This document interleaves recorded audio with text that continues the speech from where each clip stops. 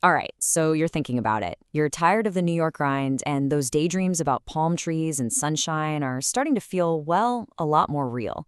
If that's you, you're in exactly the right place. Today, we're going to break down what it really means to trade that Big Apple life for a fresh start down in South Florida. Come on, you know the feeling, right? You're scrolling on your phone, it's probably another gray, chilly day in the city, and bam, there it is. Your friend's picture. The sun, the sand, and that little voice in your head just gets a little bit louder, asking, why not me? You know that feeling is the first step on a journey that literally thousands of New Yorkers take every single year. So, why is that little voice getting so loud? Before we get to the Florida dream, let's get real about the push factors, all the things about New York life that have you looking south to begin with. I mean, it really boils down to money, doesn't it? Let's just talk rent for a second. 3 grand a month in New York gets you, what? A decent one bedroom if you're lucky. But you take that same 3 grand down to, say, West Palm Beach? Now we're talking. We're talking more space, maybe a backyard for the dog, a community pool. It's not just a small upgrade, it's a totally different quality of life. And if you're thinking about actually buying something, for most people, you can just forget about it. The median price for a co-op in Manhattan just blew past $1 million. $1 million. And that's for a co-op, which probably comes with sky-high monthly fees and a board that wants to interview your pet. It makes that dream of owning a home feel like a complete fantasy. But you know what? It's not just the money. It's the whole vibe. It's the relentless pace, the bone-chillingly gray winters that drag on forever, and then, bam, disgustingly humid summers. It's the noise, the crowds, that feeling that you're just grinding away on a hamster wheel, working your tail off just to afford the privilege of being exhausted in a really expensive city. That feeling right there, that's the ultimate push. Okay. Enough doom and gloom about New York. Let's pivot and talk about the solution so many people are chasing. What's the big deal about Florida anyway? Why is everyone going there? Well, for starters, just look at this. It says it all.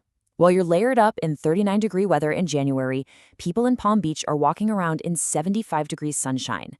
And this isn't just about being comfortable. This is a fundamental shift in how you live. It means golf, boating, or just walking on the beach year-round. No more turning into a human popsicle just to get the mail. Now, let's talk about the financial game changer, the big one. No state income tax. Seriously, just take a second and think about what you pay in New York state taxes. Now think about the New York city taxes on top of that. In Florida, all of that money, poof, it goes right back into your pocket. For high earners, this is without a doubt the single biggest reason to move. And this isn't some abstract idea. Look at this real-world example of a tech guy who moved. He was paying over $60,000 a year just in state and city income taxes. The day he became a Florida resident, that 60 grand stayed with him. I mean, what would you do with an extra $60,000 a year? That's not just nice, that's life-changing money. All right, the dream is looking pretty sweet, right? Sunshine, more space, a huge tax break. But you know the old saying, if it sounds too good to be true, well, paradise has a price tag, and it's not always written on the brochure. So let's dig into the costs they don't always advertise. It is so easy to get swept up in all the good stuff, the sunshine, the tax savings.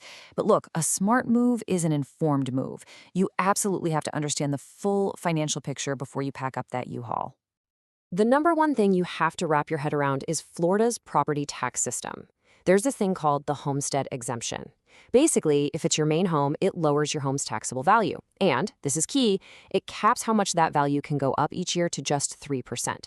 It's an amazing deal for people who have owned their homes for a long time. But, and this is a huge but, there's a catch for new buyers. And here's the catch. The moment that longtime owner sells their house to you, that super low capped tax assessment, it vanishes. The county immediately resets the home's assessed value to the current market price, which is what you just paid for it.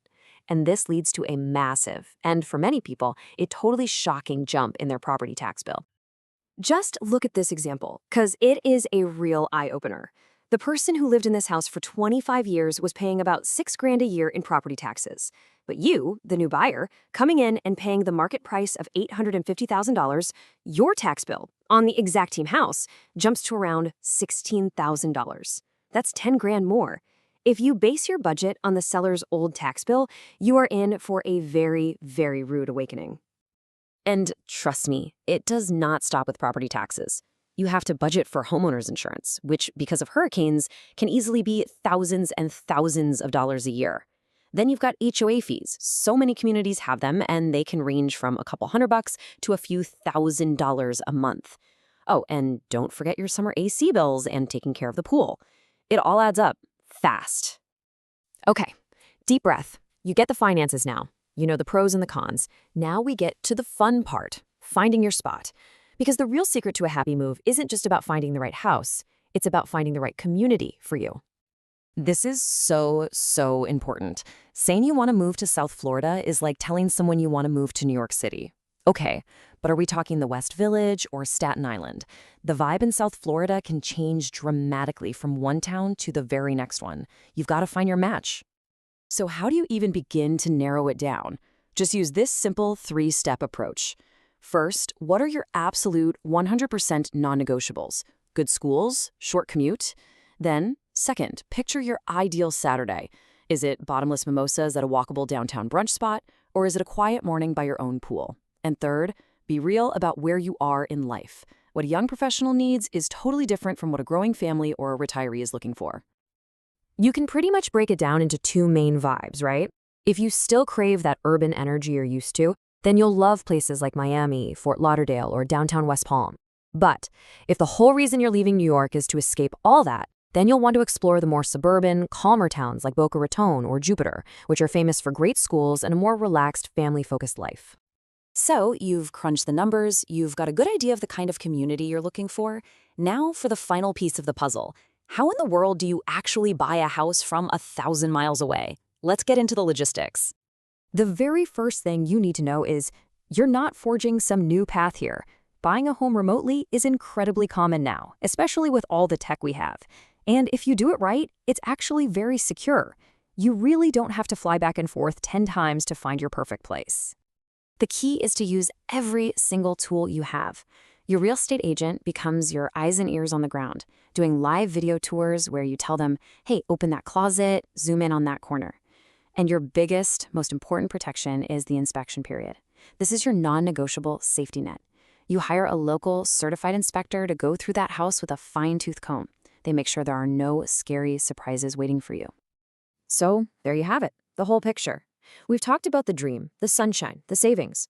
And we've talked about the reality, the property tax shocks and the hidden costs. The path from the Big Apple to the Sunshine State is a popular one, for sure. But everyone's journey is unique. The only real question left is, what's yours going to look like?